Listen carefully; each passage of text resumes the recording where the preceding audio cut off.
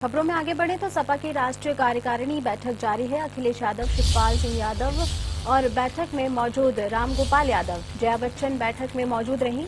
आपको बता दें, राष्ट्रीय कार्यकारिणी की सदस्य बैठक में मौजूदा 2024 के एजेंडे को लेकर चर्चा की गई। अखिलेश यादव, शिवपाल यादव बैठक में मौजूद रहे। रामगोपाल यादव, जया बच्चन बैठक में मौजूद रहीं।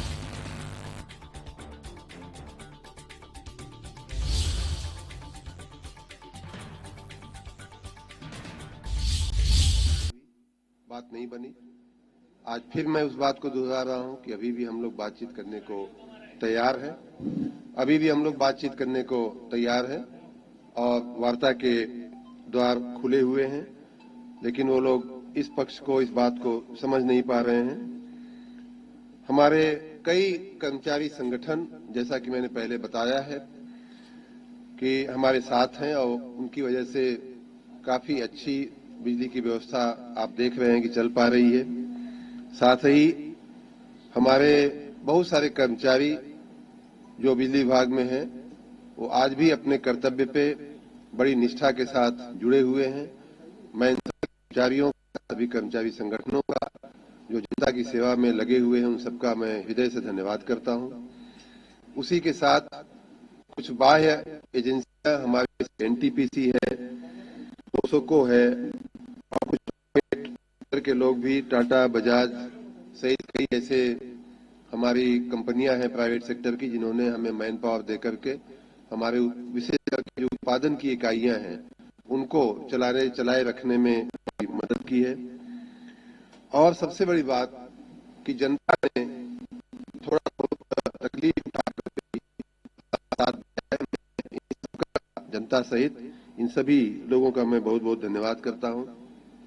आज भी हमारी जो उत्पादन क्षमता है वो 27-28 हजार मेगावाट की है और उसके सामने डिमांड हमारी जो है उसकी आधी चल रही है। तो इसलिए पावर की डिमांड सप्लाई को लेकर के कहीं कोई चिंता का विषय नहीं है।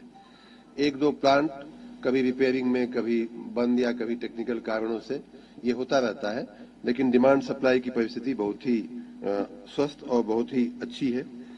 पिछले 24-30 घंटे में कुछ जिलों में थोड़ी सीजनल जो आंधी और तूफान और इस तरह का माहौल बना, उसके चलते हमारी कुछ लाइनें क्षतिग्रस्त हुई।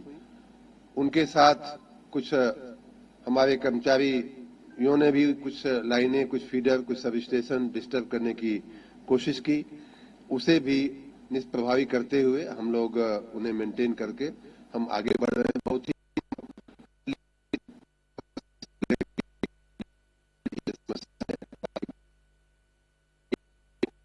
जो है इसलिए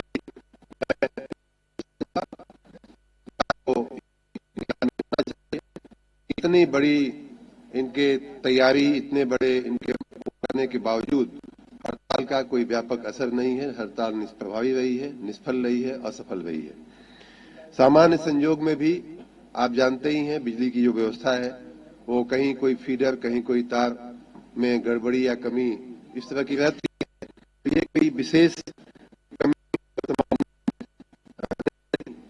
पिछले दिनों मैंने बताया भी था और ये हम लोगों के संज्ञान में है कि कुछ लोगों ने कानून बिजली के लाइनों को, बिजली की हमारी हाई टेंशन लाइनों को डिस्टर्ब करने का से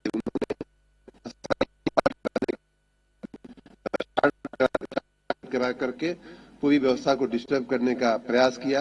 जहां जहां ध्यान में आया वहां उनको दुरुस्त किया गया। देवरिया के हेतिमपुर के जंगल में या हमारे आजमगढ़ के लाट घाट के क्षेत्र में इस तरह की वारदातें हुई हैं, अन्य जगहों पे भी हैं। मैं इस बात को दोहराना चाहूंगा कि ऐसी वारदातों के एक एक जगह का हमारे पास नाम है, एक एक जगह का हमारे पास संज्ञान है और कौन लोग इसमें लिप्त रहे हैं उनका भी हम पता निकाल ले रहे हैं, निकालेंगे। चाहे वो, मैंने कहा, कल भी कहा था कि चाहे वो जन्म स्थान पे हो अपने, चाहे जंगल में हो, चाहे नदी में हो, चाहे समुद्र में हो, आकाश में हो या पाताल में हो, उन्हें खोज करके हम सजा करेंगे, क्योंकि ये राष्ट्रीय संपत्ति है, ये जनता की संपत्ति है, उनकी या किसी व्यक्ति विशेष की संपत्ति नहीं है कि जब चाहो आप नुकसान उसको कर दो। कि मैंने पहले भी कहा कि हमेशा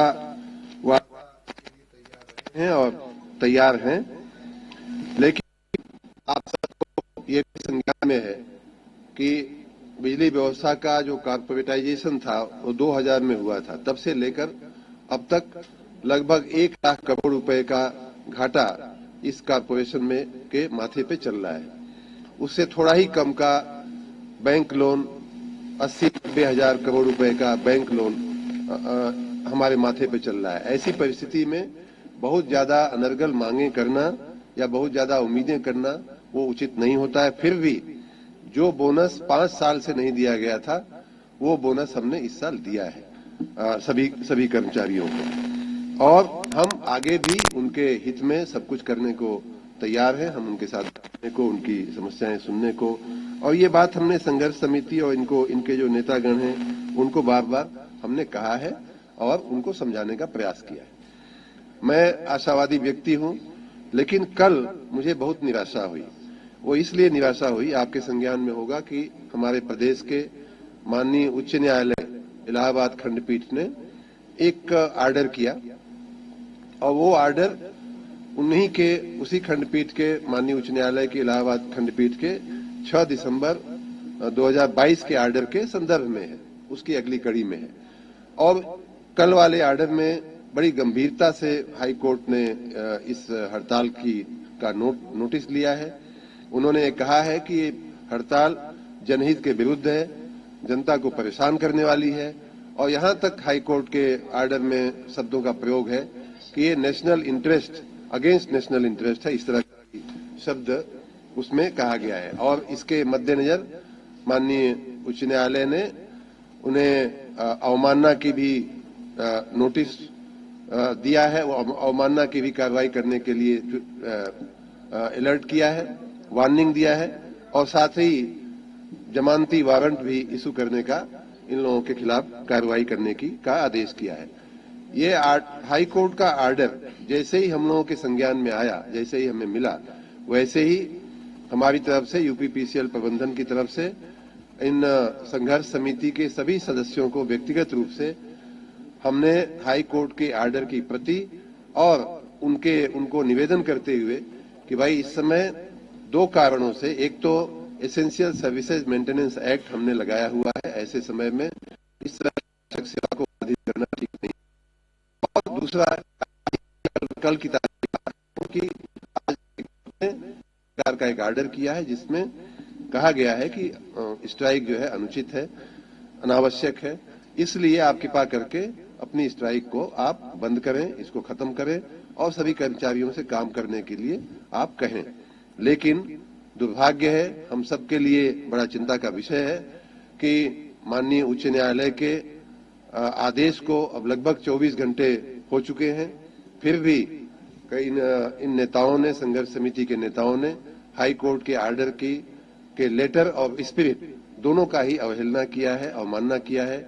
और ये बात सोच करके कि किसी भी न्यायालय का, उच्च न्यायालय का खास करके आदेश पूरे देश के किसी भी व्यक्ति, नागरिक, हमारे देश के किसी भी नागरिक के ऊपर बंधन करता है, किसी भी संस्था के ऊपर, ऑफिस के ऊपर बंधन करता है, विशेष रूप से पब्लिक सर्वेंट्स के ऊपर विशेष रूप से बंधन करता है।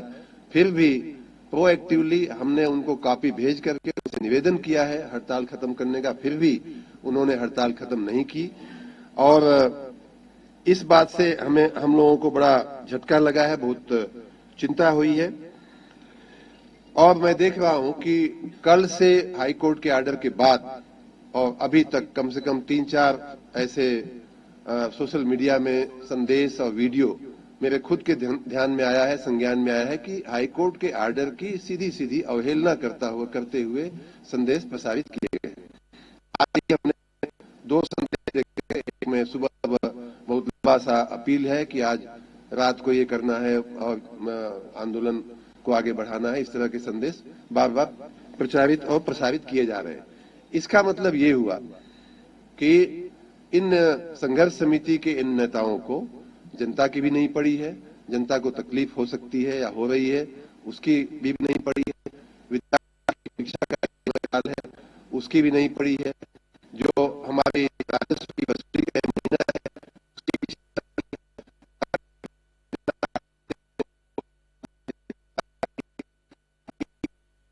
उसकी भी नहीं पड़ी है। और अंतिम बात तो और भी इन लोगों को नहीं है। जो एक संवैधानिक हमारा सबका देश के नागरिक का संवैधानिक कर्तव्य है हाई कोर्ट के आर्डर को मानना, चाहे उसके पक्ष में हो चाहे विपक्ष में हो, सभी लोग हाई कोर्ट के आदेश को मानते हैं। ऐसी परिस्थिति में जब इन नेताओं को किसी भी देश की किसी भी व्यवस्था में विश्वास नहीं दिख रहा है, ऐसी स्थिति में हम लोगों का स्पष्ट मानना है कि ये हड़ताल जनहित के और राष्ट्रहित के विरुद्ध है और इसलिए हम लोगों ने आज कुछ और भी सुबह हमने इन सारी परिस्थितियों से माननीय मुख्यमंत्री जी को भी अवगत कराया, उनका भी मार्गदर्शन लिया, उनके भी निर्देश हमको मिले और इस सब पूर्व में किए गए सारे कार्य विशेष रूप से हाई कोर्ट के आदेश की अवमानना और हाई कोर्ट ने हम लोगों को भी कुछ आदेशित किया है कि सरकार को इसमें एक्शन लेना चाहिए, लेना आवश्यक है। इसके दृष्टिगत हम लोगों ने आज निर्णय लिया है कि 22 व्यक्तियों के ऊपर एसेंशियल सर्विसेज मेंटेनेंस एक्ट के तहत एफआईआर होने की प्रक्रिया शुरू कर दी गई है और इस एसेंशियल सर्विसेज मेंटेनेंस एक्ट में एफआईआर के बाद अरेस्ट करने का और 1 साल तक इम्प्रिजनमेंट मतलब जेल में रखने का भी प्रावधान है। साथ ही अन्य लोग जो काम को सरकार के परिसंपत्ति को नुकसान कर रहे हैं या जनता की सेवा में करने में बाधा डाल रहे हैं, अन्य कर्मचारियों को रोक रहे हैं या हमारी ऐसी किसी व्यवस्था को विक्षेपित कर रहे हैं, उन सब के खिलाफ एफआईआर करने का हमने निर्णय लिया है और सबको सूचनाएं दी जा चुकी हैं। कुछ लोगों के खिलाफ एफआईआर हो भी चुके हैं। अभी का जो फिगर है हमारे पास उसमें 29 व्यक्तियों के खिलाफ फील्ड में नीचे की स्तर पे एफआईआर किए गए हैं। साथ ही जिन नेताओं ने हमने जैसा बताया पीछे के जो सारे बातें जिनकी जिम्मेदारी है, ऐसे नेताओं को चिन्हित करके 22 के खिलाफ जो इस्मा लगाया गया है उनमें से कुछ के खिलाफ हमने सस्पेंशन की भी कार्रवाई की है। बाकी डिटेल आपको थोड़ी देर में अभी मिल जाएंगे कौन कौन लोग हैं। उसी प्रकार से आउटसोर्स 6 लोगों को हमने सस्पेंड किया है और उन्हें लखनऊ से बाहर रखने का भी हमने निर्देश दिया है, उनको अटैच करने का। उसकी कार्रवाई यूपीपीसीएल कर रहा है। साथ ही मैंने पहले भी कहा था और आज फिर कह रहा हूं कि जो संविदा कर्मी हैं जो आउटसोर्सिंग से हमारे विद्युत विभाग में काम कर रहे हैं, उनकी नौकरी परमानेंट नहीं मानी जाती है। आज मैं फिर कह रहा हूं और मैं ये बात 3 दिन पहले उनको वार्निंग दे चुका था। उसी कड़ी में बताना चाहूंगा कि 1332 ऐसे संविदा कर्मियों की सेवाएं समाप्त की जा चुकी है, उनको बर्खास्त किया जा चुका है। 1332 लोगों को पिछले 24 घंटे में बर्खास्त कर दिया गया है। आगे आने वाले घंटों में, आने वाले मिनटों में भी ये प्रक्रिया चालू रहने वाली है और सैकड़ों नहीं अगर हजारों लोगों को भी करना पड़ेगा तो हम हजारों लोगों को और भी बर्खास्त करने की हमारी तैयारी है। मैं उन सब से निवेदन करता हूं, उनके लिए नहीं बल्कि उनके परिवारों के लिए उनसे निवेदन करता हूं कि नौकरी